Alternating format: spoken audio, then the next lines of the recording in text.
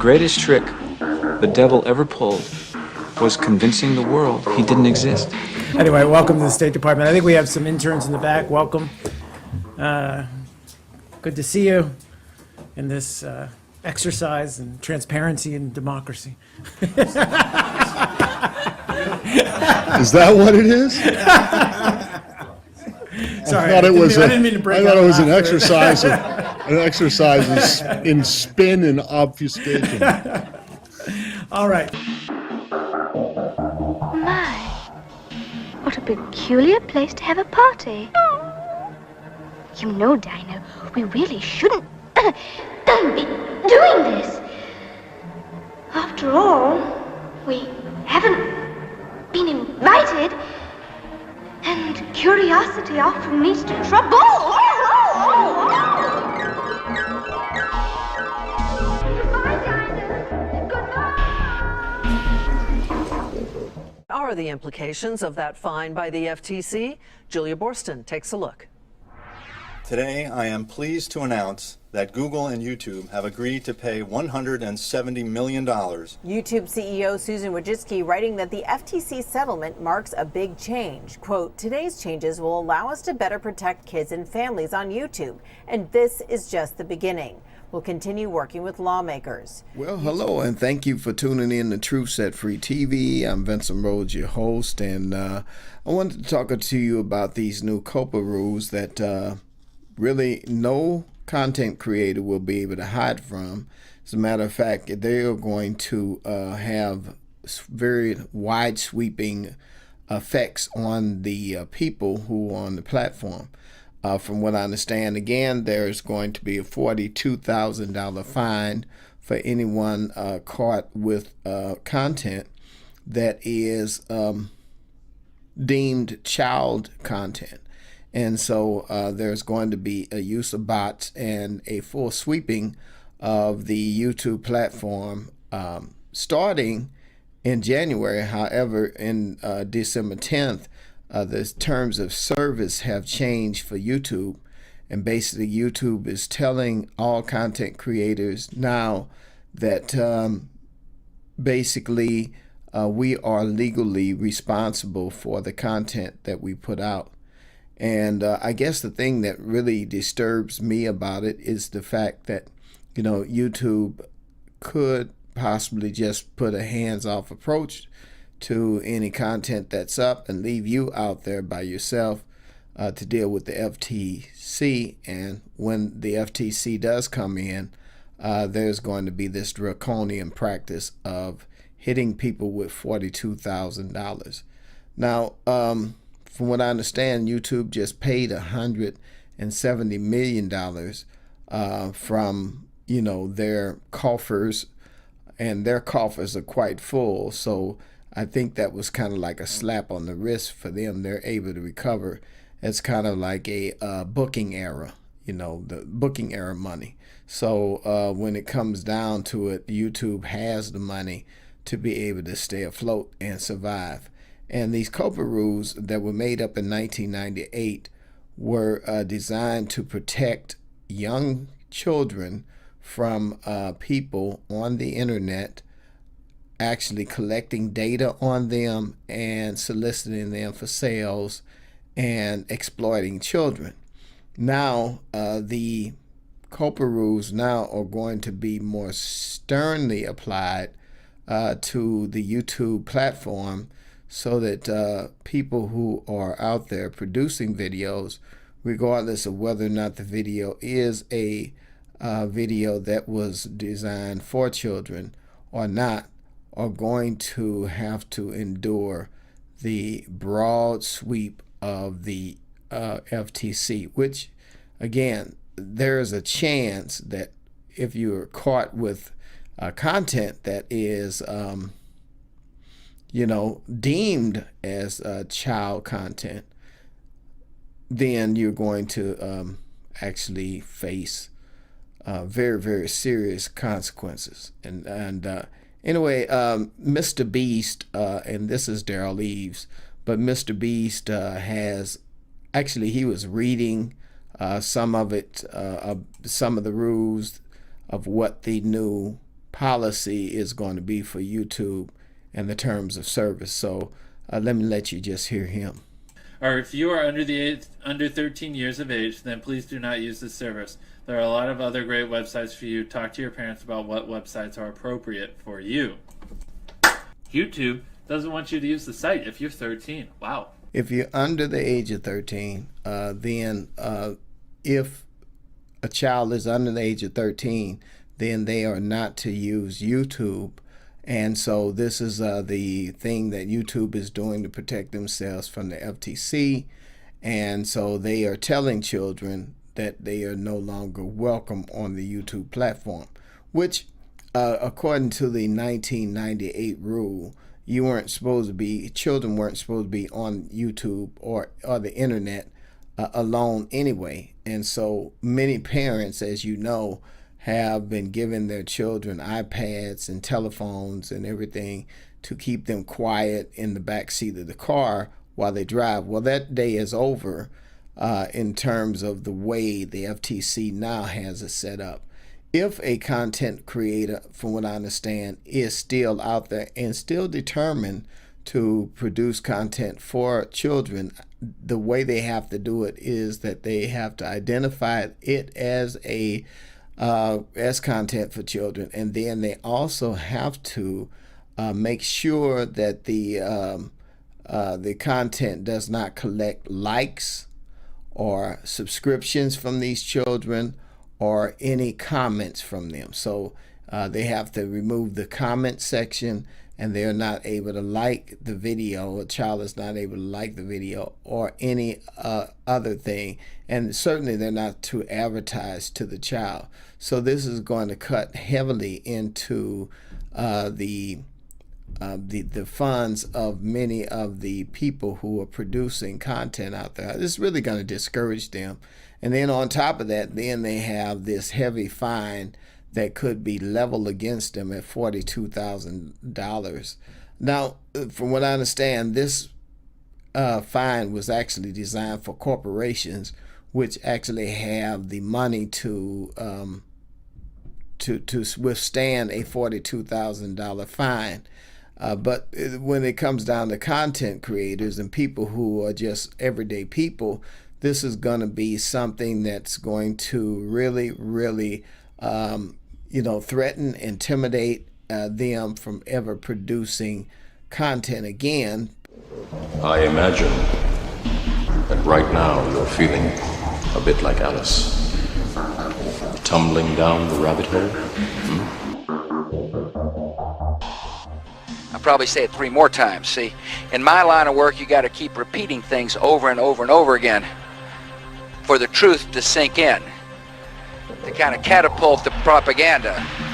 Some of the rules say things like if you are using language in the way that a 12-year-old and under can understand, then you could be possibly producing content for kids. So what they're trying to do now is the FGC is going to come through and do this broad sweep, and it doesn't matter. It's going to be kind of like I said, a Gestapo style way of silencing many content creators and intimidating people into not sharing their voice or making their voice heard.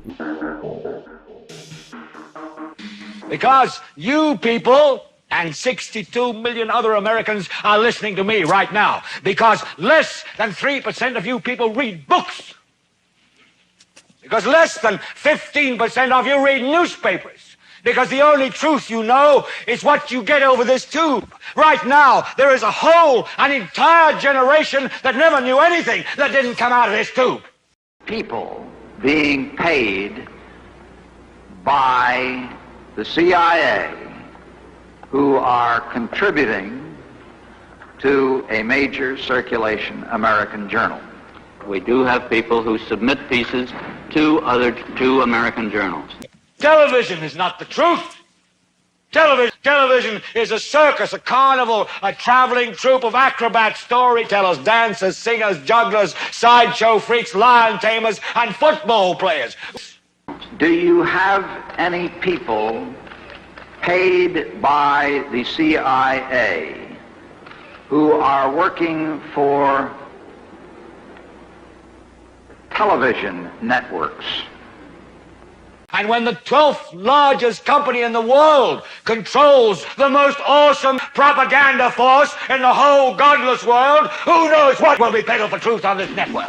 Regardless of whether or not they are producing content for children or not.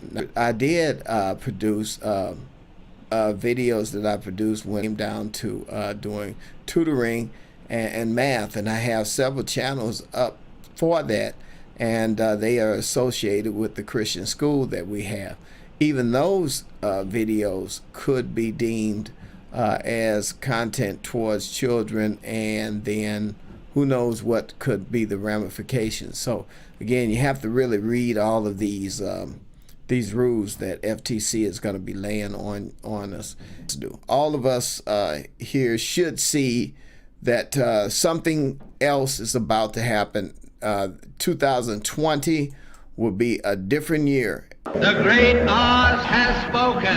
You take the blue pill, the story ends. You wake up in your bed and believe whatever you want to. You take the red pill, you stay in Wonderland, and I show you how deep the rabbit hole goes.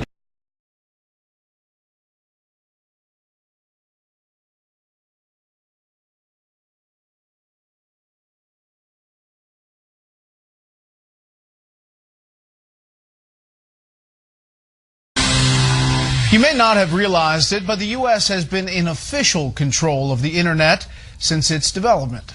But that may be about to change, and correspondent Doug McKelway tells us not everyone is happy about it. Its bland name, the Internet Corporation for Assigned Names and Numbers, belies its great power.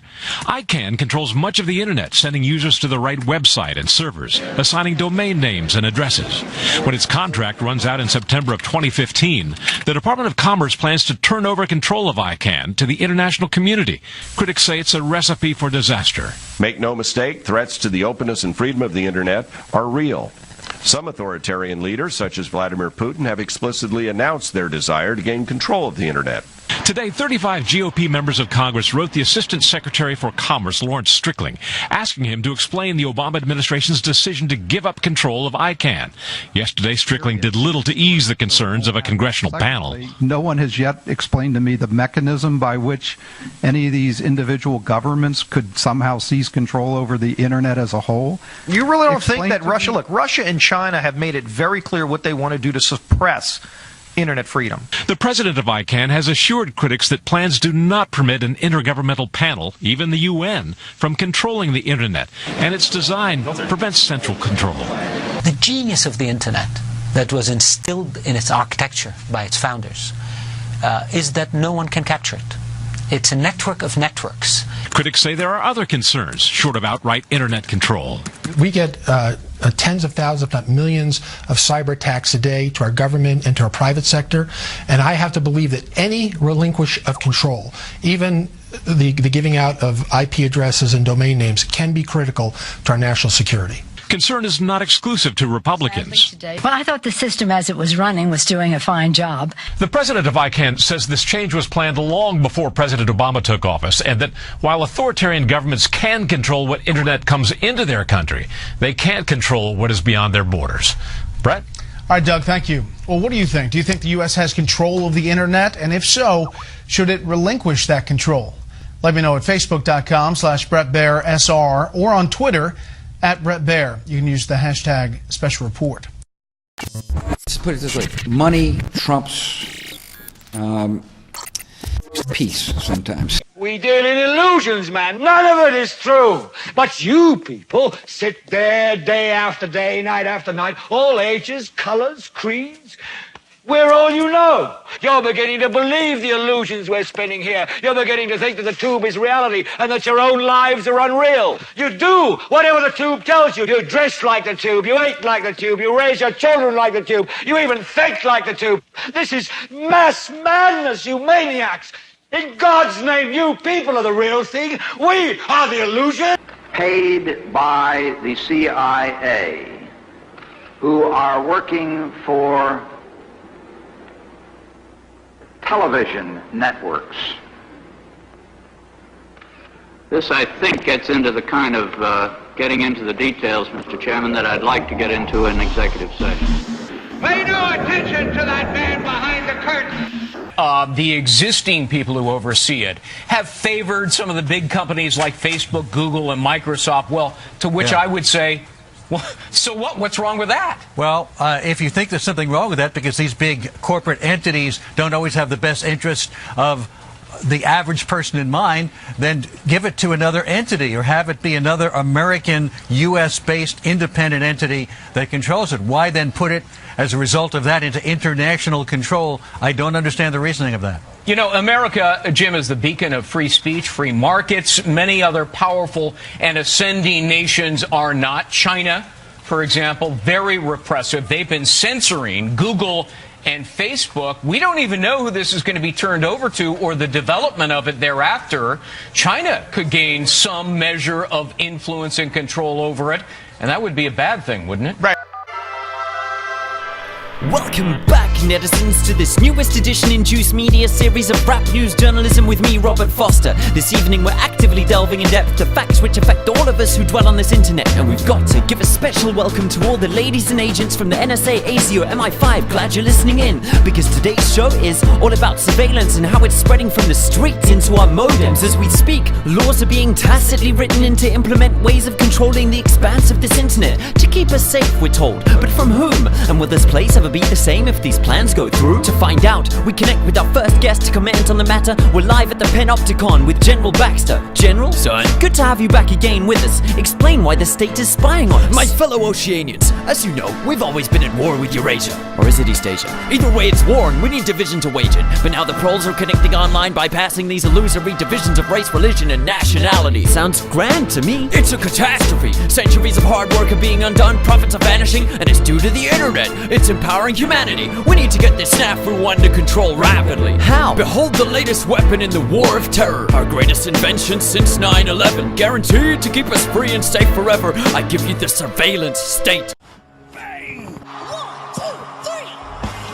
He's in! Patriots win the Super Bowl! No one knows who the Patriots really are. Even my instructions come from a cutout. But you're the president. You have power. No, I'm just a figurehead. What? I don't have any control. The real power is in the Patriots' hands. The Patriots? The truth behind this country. Politics, the military, the economy. They control it all. They even choose who becomes president. Putting it simply, the Patriots rule this country. That's the story given to the general public. Following his resignation, the Patriots selected me, their new pawn for the presidency. But that would mean that the presidential race was... That was quite a show, wasn't it? It was a well-scripted drama staged by the Patriots for the benefit of the public. Even the Democrats and Republicans were dancing to the Patriots' tune. It is a means to preserve the world as it is. It will establish a new form of control. The Patriots will use it to keep their place as the country's true rulers. Right now, they feel pressured and threatened. By what? They fear an overabundance of digital information. The world will drown in the coming flood of information, and they along with it. The arsenal plans include a system to digitally manage the flow of information, making it possible to shape the truth for their own purposes. In short, the arsenal system is the key to their supremacy. The key? Yes. The GW system is the Patriots' trump card. The Patriots' trump card. The Oracle of Delphi is where you go for information about the future. Thus, the performance is about control of information. In the digital age, the battle for information has just begun. The president said that arsenal gear was the Patriots' key to supremacy. That's as good a description as any. What exactly is it? It's a massive data processing system capable of controlling information on a global scale. A data processing system? That's right. The system's a social device for maintaining the Patriots' control. Now, look at it like this. Political scandal, corporate corruption. Up until now, the Patriots have managed to keep a lid on these and other self-serving events. But with their existing data processing system, they're no longer able to effectively control the flow of information generated at the individual level. With the newly created system, they can fully regulate digital information. High-level information can be categorized in stages, given clearance levels, and deleted as necessary, never to be seen by the public.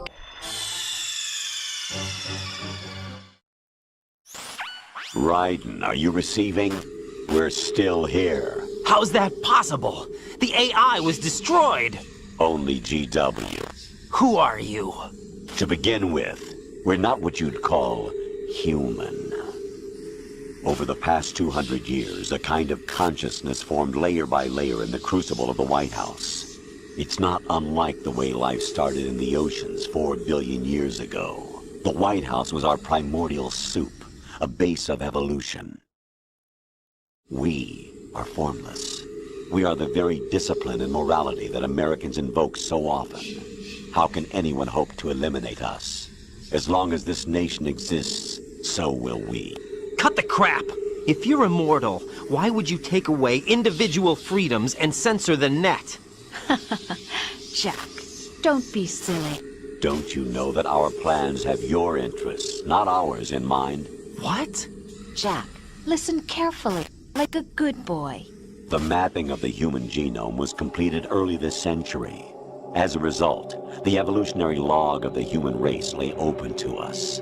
We started with genetic engineering, and in the end, we succeeded in digitizing life itself. But there are things not covered by genetic information. What do you mean? Human memories, ideas, culture, history. Genes don't contain any record of human history. Is it something that should not be passed on? Should that information be left at the mercy of nature? We've always kept records of our lives, through words, pictures, symbols, from tablets to books. But not all the information was inherited by later generations. A small percentage of the whole was selected and processed, then passed on. Not unlike genes, really. That's what history is, Jack. But in the current digitized world, trivial information is accumulating every second, preserved in all its triteness, never fading, always accessible. Rumors about petty issues, misinterpretations, slander.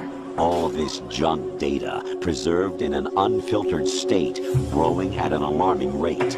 It will only slow down social progress, reduce the rate of evolution. Right. You seem to think that our plan is one of censorship. Are you telling me it's not? You're being silly. What we propose to do is not to control content, but to create context. Create context? The digital society furthers human flaws and selectively rewards development of convenient half-truths. Just look at the strange juxtapositions of morality around you. Billions spent on new weapons in order to humanely murder other humans. Rights of criminals are given more respect than the privacy of their victims. Although there are people suffering in poverty, huge donations are made to protect endangered species. Everyone grows up being told the same thing. Be nice to other people. But beat out the competition. You're special. Believe in yourself and you will succeed. But it's obvious from the start that only a few can succeed. You exercise your right to freedom, and this is the result. All rhetoric to avoid conflict and protect each other from hurt. The untested truths, spun by different interests, continue to churn and accumulate in the sandbox of political correctness and value systems. Everyone withdraws into their own small gated community, afraid of a larger forum. They stay inside their little ponds, leaking whatever truth suits them into the growing cesspool of society at large. The different cardinal truths neither clash nor mesh. No one is invalidated, but nobody is right. Not even natural selection can take place here. The world is being engulfed in truth. And this is the way the world ends. Not with a bang, but a whimper. We're trying to stop that from happening. It's our responsibility as rulers. Just as in genetics, unnecessary information and memory must be filtered out to stimulate the evolution of the species. And you think you're qualified to decide what's necessary and not? Absolutely. Who else could wade through the sea of garbage you people produce, retrieve valuable truths, and even interpret their meaning for later generations? That's what it means to create context. I'll decide for myself what to believe and what to pass on. But is that even your own idea? Or something Snake told you. That's the proof of your incompetence right there. You lack the qualifications to exercise free will. That's not true. I have the right. Does something like a self exist inside of you? That which you call self serves as nothing more than a mask to cover your own being. In this era of ready-made truths, self is just something used to preserve those positive emotions that you occasionally feel. Another possibility is that self is a concept you conveniently borrowed under the logic that would endow you with some sense of strength. That's crap! Is it? Would you prefer that someone else tell you? All right then. Explain it to him.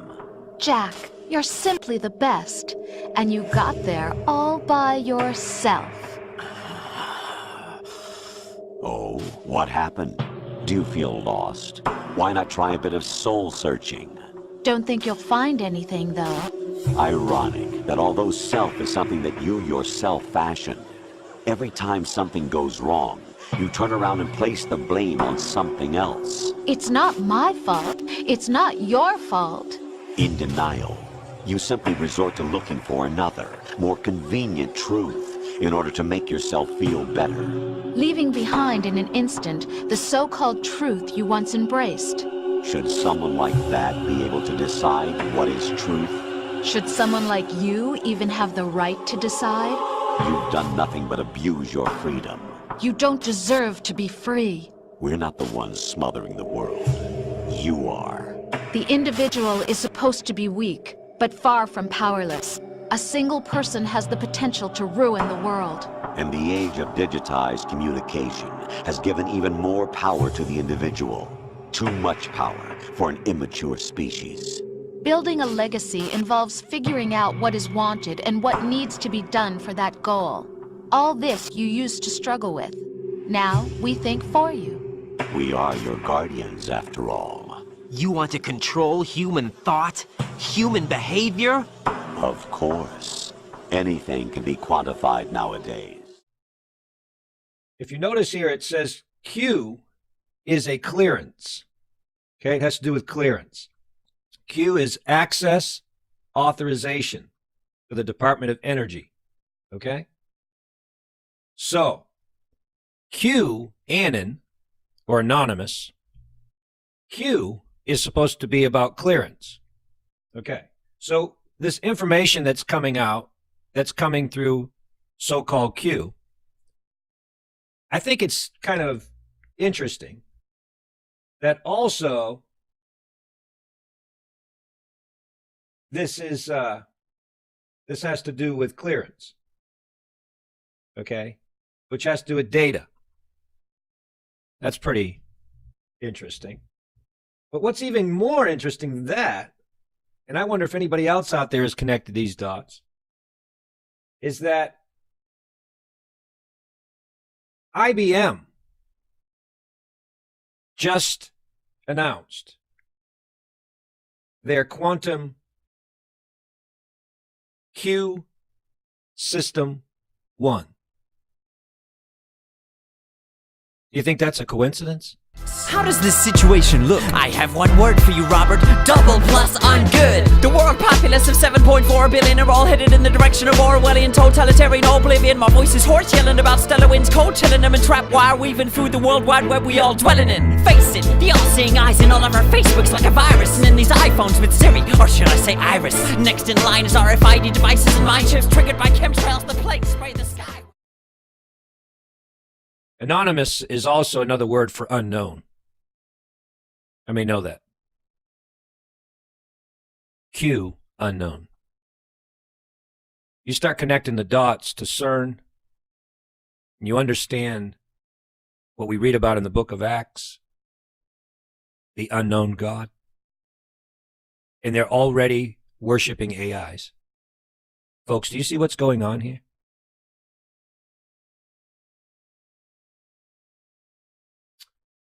somehow, this beast of a computer network that's being set up, somehow it plays a part in all of this. There's no question. No question.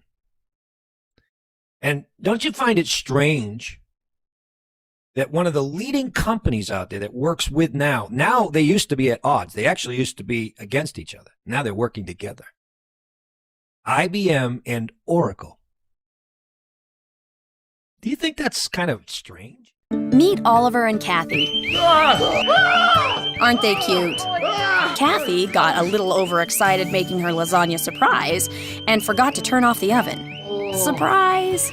You know how there's a limit for how long you can put off car maintenance? Well, Oliver didn't. Come on! Hear that? That's how this air conditioner with a failing capacitor cries for help. Of course, if no one listens... Have you seen this? And when the appliances revolt, guess who Kathy and Oliver are going to blame? This guy. Bless his heart, he's trying so hard. Can you hang on one second? There's only so much he can do with outdated technology. Well, plot twist, this whole nightmare never actually happened. It was all avoided by a team of connected devices and a fully automated service center. I'm Athena, their loyal virtual assistant. Rather than Kathy and Oliver not taking care of us, we're taking care of them. Remember my smoking oven friend? Well, he and others like him have been sending data back through the service organization. And product development found that ovens were left on by a lot of owners. So Mr. Oven got a genius upgrade that does this. So Kathy, Oliver, and the smoke alarm can sleep tight. As for the car... Hello, Oliver. Hey, Athena. I just wanted to inform you of a few maintenance items we need to take care of. Oh, yeah, good catch. Let's schedule a technician for maintenance. Great. Consider it done. Oh, and my buddy the AC unit was able to notify the service center about its capacitor all by itself. They sent a field tech to fix it without Kathy and Oliver ever breaking a sweat.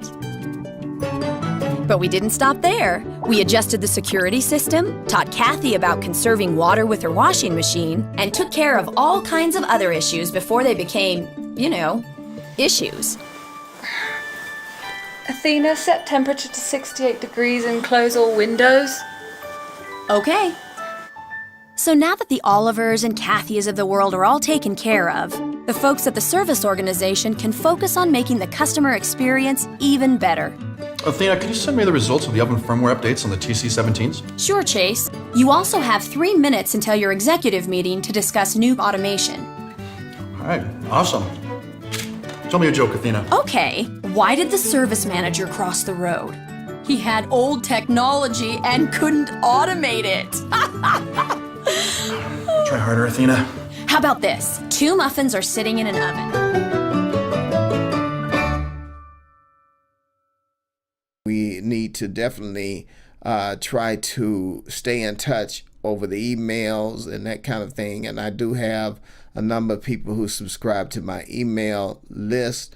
And that's the way they do that is that they go to my website at truthsetfreetv.com, and then they subscribe to the email there.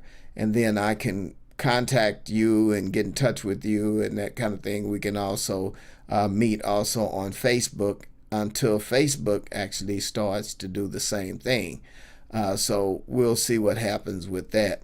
So, but with this YouTube, we really are looking at, again, they're playing a very high stakes game, and there's a possibility, there's no guarantee that a person could be sued $42,000 on multiple videos running into the millions of dollars.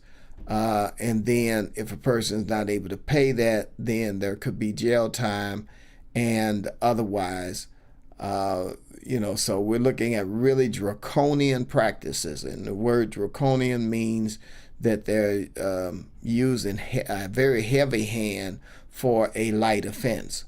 And this is what it seems to be deliberate, because nobody could be that stupid. I'm sure the FTC is not that dumb, And I'm sure that there are a number of people who have other things, other reasons why they are doing what they do. Anyway, you let me know what you think about this. Like, subscribe, or don't.